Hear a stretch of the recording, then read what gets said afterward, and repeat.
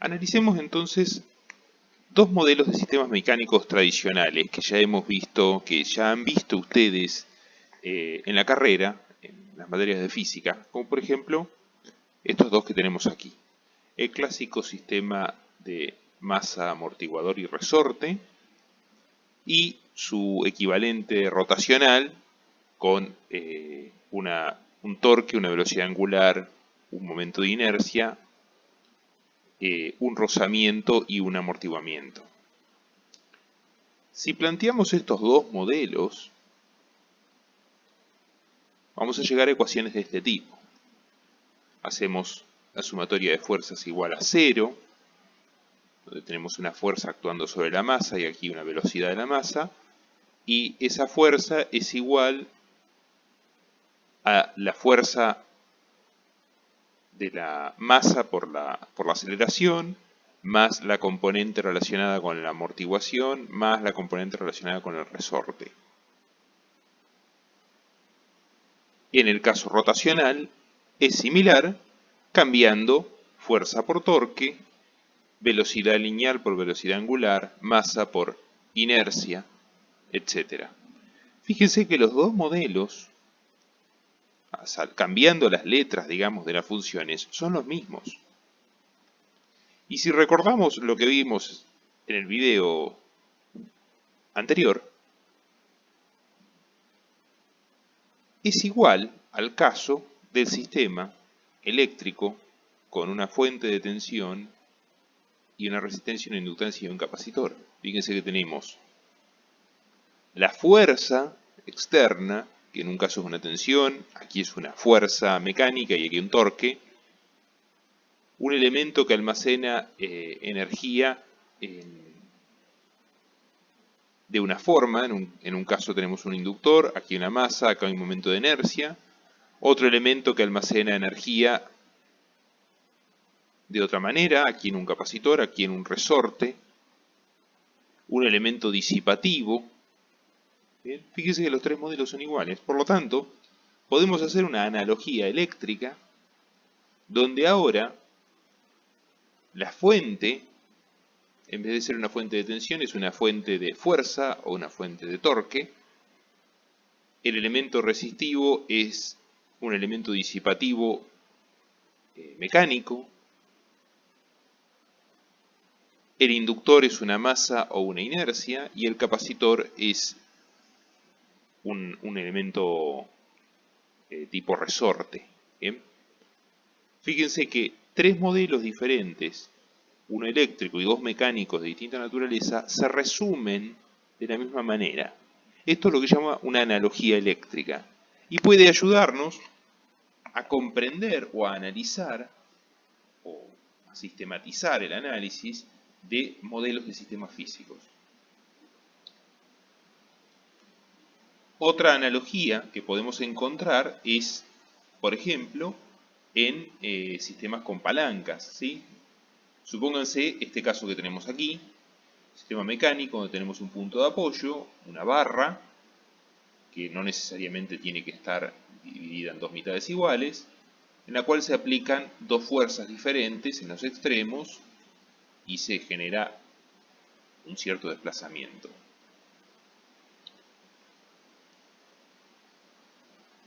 Podemos establecer una relación que si esto está en equilibrio, entonces la longitud por la fuerza de un lado tiene que ser igual a la longitud por la fuerza del otro lado. Básicamente que los torques sean iguales. Y de ahí sacar una relación de conversión entre fuerzas, una relación que nos diga cuánto vale la fuerza en X si conocemos la fuerza en Y, por ejemplo. Lo mismo si hablamos de velocidad. Podemos hacer esa misma relación en función de las distancias.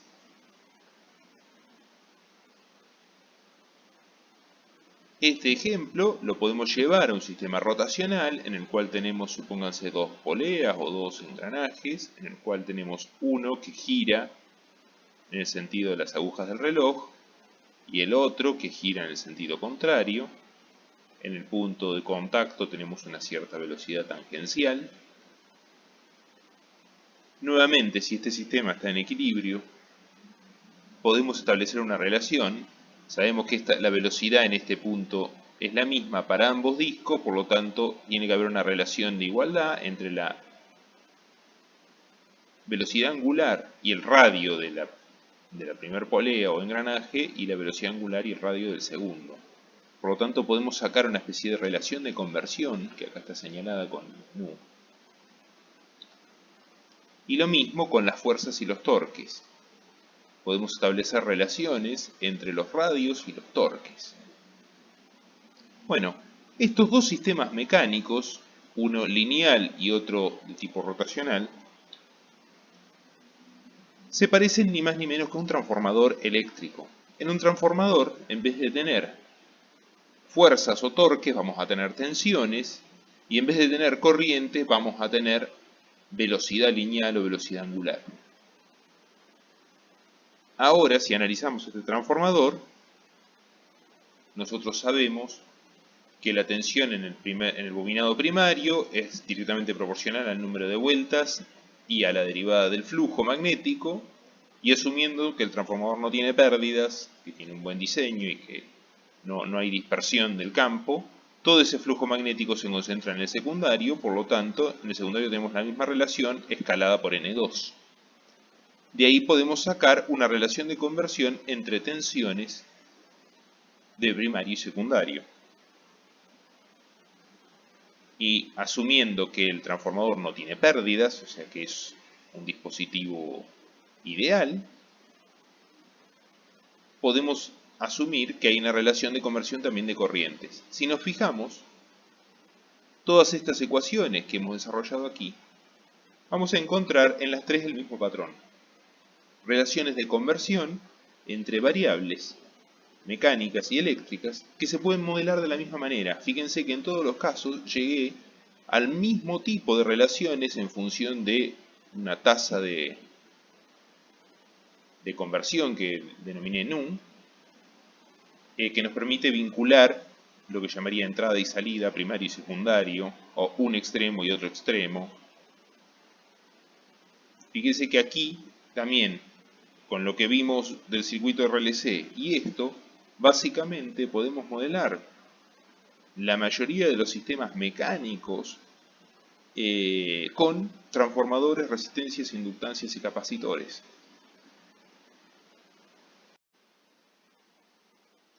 Algo similar podemos hallar en los sistemas hidráulicos.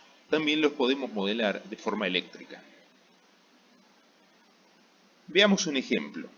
Aquí puse un sistema hidráulico donde tenemos una cañería por donde está saliendo un cierto caudal de líquido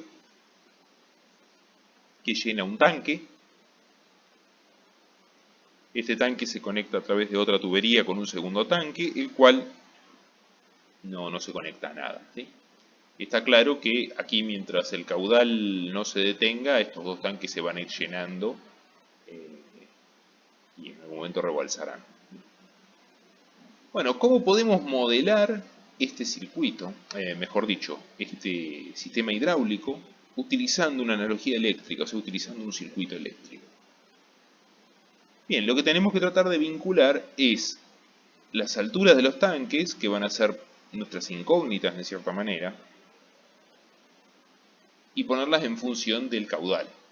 El caudal, Q, va a ser nuestra señal de entrada. O sea, dentro de este sistema hay una sola cosa, digamos, que está actuando sobre la planta. ¿Sí? Por la planta me refiero a los tanques, que es el caudal. Por lo tanto, eso lo vamos a considerar como entrada. Y la salida, que va a ser lo que varíe de la planta. ¿Y qué es lo que varía de la planta acá? Y las alturas de los tanques. ¿Sí? Para poder relacionar de alguna manera los caudales, las alturas del nivel de líquido entre los dos tanques, que aquí están asumidos como cilíndricos, fíjense que está puesta el diámetro como dos veces el radio, tendríamos que calcular cuál es el caudal que hay entre ambos tanques. De esa manera va a poder relacionar estas dos alturas. Bueno, asumiendo que el flujo de líquido es de tipo laminar estacionario. ¿Sí? Estamos simplificando un poco el problema, pero más o menos esto caracteriza la mayoría de los casos con los que nos podemos llegar a encontrar. Existe una fórmula que se conoce como la ley de Poiseuille, que nos dice que el caudal está dado por esta relación. Pi por r a la cuarta, donde r es el radio de este tubo, de esta cañería, por la diferencia de presiones entre entrada y salida de la cañería, dividido 8 por nu L, donde nu es la viscosidad del líquido, el fluido que circula por aquí. Luego la presión la podemos modelar como la densidad del líquido por la constante de aceleración gravitacional por la altura del líquido. Básicamente, el peso de toda esta agua que está aquí dividido por el área.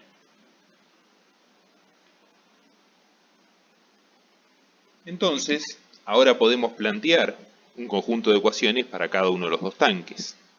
En el primer tanque, tenemos que entre un cierto caudal Q, y de ese caudal una parte se va a almacenar dentro de este tanque,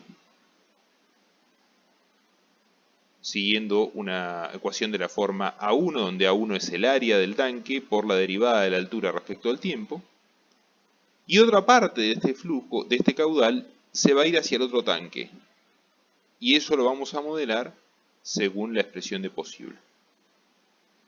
El segundo tanque, básicamente, vamos a tener que todo lo que entra se acumula en la altura del fluido, ¿sí? Por lo tanto aquí tenemos cero, no hay un caudal saliente ni entrante. Tenemos que todo lo que se acumula en el tanque es igual a todo lo que entra en el tanque. Bien, esto lo podemos modelar eléctricamente como un sistema RC, donde ahora el caudal de fluido de entrada lo modelamos como una fuente de corriente.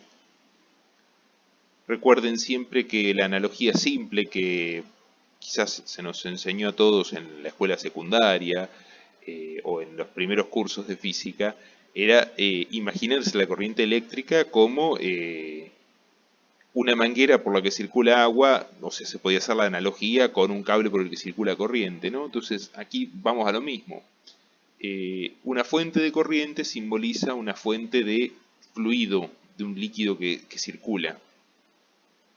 Ese caudal se divide entre un almacenamiento, en un capacitor en este caso, aquí es en un tanque, que está modelado de esta forma. Fíjense que aquí la capacidad está dada por el área, por lo tanto este capacitor va a estar dimensionado en unidades de área. Esta resistencia dinámica del fluido, que es la que está expresada en este pedazo de la ecuación de aquí, es la que vemos aquí, y es la que vincula los dos tanques o los dos capacitores en este caso. Y por último, el segundo tanque lo vamos a ver modelado aquí, con la capacidad A2, o sea, con capacidad representada como área. Y nuevamente, aquí tenemos una analogía eléctrica. El modelo que tenemos aquí, que corresponde a un sistema hidráulico, es idéntico al de este circuito eléctrico.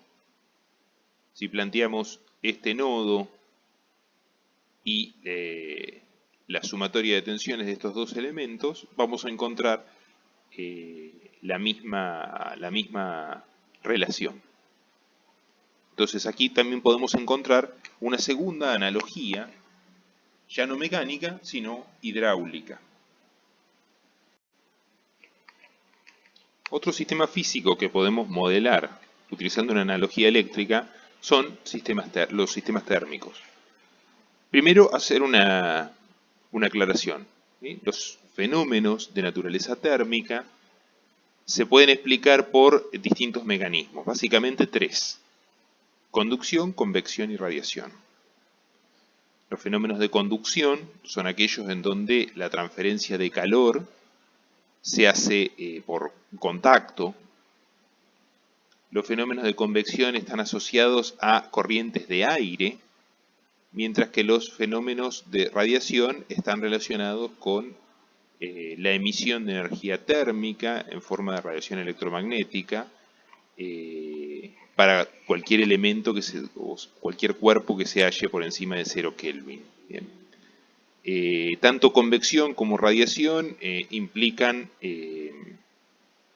leyes digamos, que regulan esas leyes, esos fenómenos que son no lineales, ¿sí? Que involucran potencias de orden cuarto, tercero, etc. Por lo cual, no, digamos, habría que linealizarlas previamente en torno a un punto de operación. Por eso vamos a detenernos aquí en el fenómeno térmico quizás más común, con el que más nos vamos a topar en la realidad, que son los fenómenos de conducción. Básicamente, cuando hablamos de transmisión de calor por conducción, podemos hacer un modelo simple, supongamos un cuerpo, una barra de un material, de metal, si quieren, que la sometemos a un gradiente de temperatura. Tenemos un lado frío, por ejemplo, esta temperatura ambiente, y otro lado caliente, que está siendo justamente calentado por una fuente de energía. Lo que va a ocurrir es que el calor, la energía térmica, se va a propagar por este cuerpo, por esta barra. Se va a propagar entre la fuente caliente y la fuente fría, va a aparecer un gradiente, y se va a ir calentando de a poco. Este fenómeno se puede cuantificar con ecuaciones bastante simples.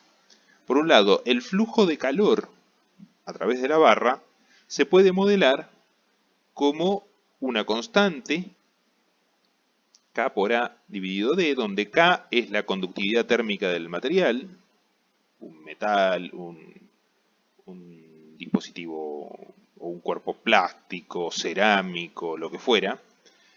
El área, la sección del material y la distancia. ¿Sí? La distancia donde, digamos, entre una fuente y otra. Por la diferencia de temperatura entre los extremos, entre la fuente caliente y la fría. También podemos hablar de la resistencia térmica. La resistencia térmica no es ni más ni menos que la inversa de este coeficiente. Básicamente nos dice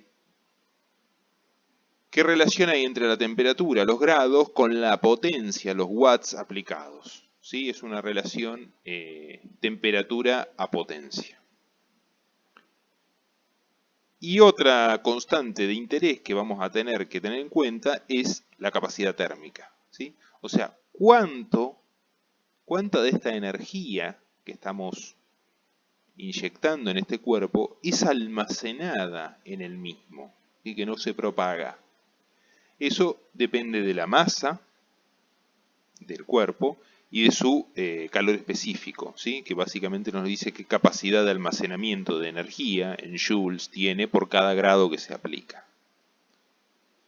Teniendo en cuenta esta idea y estas definiciones simples, podemos armar un modelo sencillo para representar el comportamiento, por ejemplo, de un horno simple. ¿Bien? Pensemos ahora en justamente un horno, va a ser un sistema que vamos a analizar muy a menudo, en el cual tenemos un elemento calefactor, aquí lo dibujé como una resistencia, sería un sistema eléctrico, podría ser con un mechero de gas. Ese horno tiene una cierta capacidad térmica, es una cierta capacidad de almacenar energía en forma térmica. Las paredes de ese horno tienen una cierta resistencia térmica, ¿sí? Que lo aíslan del exterior, y tenemos un gradiente de temperatura entre el interior del horno y el exterior. Usando los conceptos que tenemos aquí, podemos representarlo de esta forma. La energía, mejor dicho, la potencia con la que estamos calentando el horno se representa como una fuente de corriente. En este caso va a ser una fuente de potencia. La capacidad térmica del horno la vamos a representar justamente como una capacidad, como un capacitor. Después vamos a tener una cierta resistencia térmica asociada al proceso de calentamiento, y otra resistencia térmica asociada a las paredes del horno, que es la que nos, digamos, representa la fuga de calor hacia el exterior. Y afuera, como tenemos la temperatura ambiente, y la temperatura ambiente vamos a asumir como que es algo que está omnipresente y no podemos afectar, es como si fuera una fuente. Es algo fijo que yo no puedo alterar. Yo calentando mi horno no puedo cambiar la temperatura ambiente de la atmósfera. ¿Bien? Entonces, tenemos una referencia fija que es la temperatura ambiente, nuestra inyección de potencia, la temperatura del horno, que ahora se representa como una tensión. Bien, entonces tenemos una analogía eléctrica aquí. La potencia como corriente, la temperatura como tensión, la capacidad térmica como capacidad, la resistencia térmica como resistencia. Fíjense que aquí en la ecuación de justamente del flujo de calor aparece la diferencia de potencial y la resistencia térmica, ¿sí? Básicamente la ley de Ohm, ¿sí? En vez de ser I igual a B sobre R, acá tenemos Q igual a T sobre R térmica. Y ahora, trabajando con las herramientas de teoría de circuitos que conocemos, podemos sacar cuál es la relación entre la temperatura en el horno, que en el fondo es lo que nos interesa modelar, porque si hago un modelo de un horno es porque quiero controlar la temperatura de ese horno, y podemos ver qué dependencia tiene respecto de la potencia aplicada y de la temperatura exterior. Aquí tenemos toda una serie de coeficientes que son propios del horno, una fuente que escapa a nuestro control porque es ambiente, y la parte que nosotros podemos controlar. Bien. Bueno, este es otro ejemplo de una analogía eléctrica. Fíjense, sistemas mecánicos de distinta naturaleza, sistemas hidráulicos, sistemas térmicos, podemos llevarlos a la hora de hacer el modelo a una analogía eléctrica, lo cual nos permite usar todo lo que ya sabemos, lo que ya hemos estudiado sobre análisis de circuitos y de funciones de transferencia y de componentes en general.